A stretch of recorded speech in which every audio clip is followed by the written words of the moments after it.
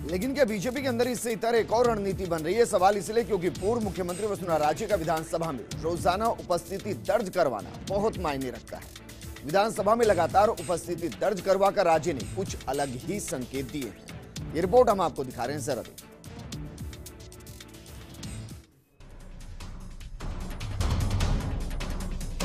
राजस्थान के पूर्व मुख्यमंत्री और बीजेपी के राष्ट्रीय उपाध्यक्ष वसुंधरा राजे ने 18 जनवरी को भी विधानसभा में विधायक के नाते अपनी उपस्थिति दर्ज करवाई।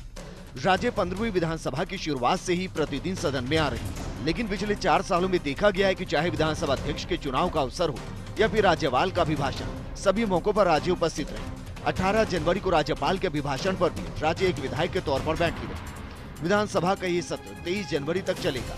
राजे की विधानसभा में लगातार उपस्थिति राजनीतिक दृष्टि से मायने रखती है।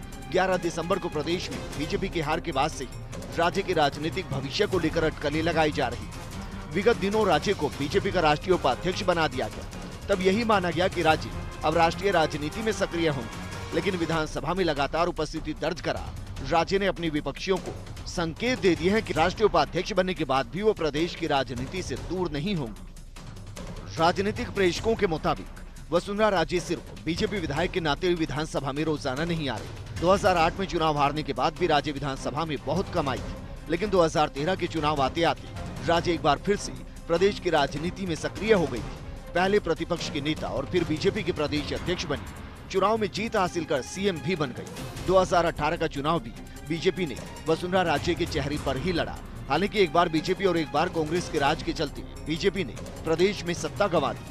बीजेपी विधायक दल के बैठक में राजे को नेता बनाने की मांग भी की गई, लेकिन राष्ट्रीय नेतृत्व के निर्णय के अनुरूप गुलाबचंद कटारिया को नेता बना दिया गया। इस बार राजे को राष्ट्रीय उपाध्यक्ष बनाया गया है।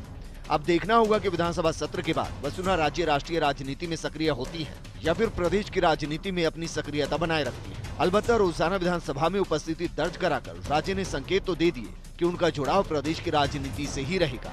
नेता प्रतिपक्ष का पद ग्रहण करने के बाद गुलाबचंद कटारिया ने भी साफ कहा था कि प्रदेश में वो वसुंधरा राजे के साथ मिलकर ही संघर्ष करेंगे। Bureau report, first India news.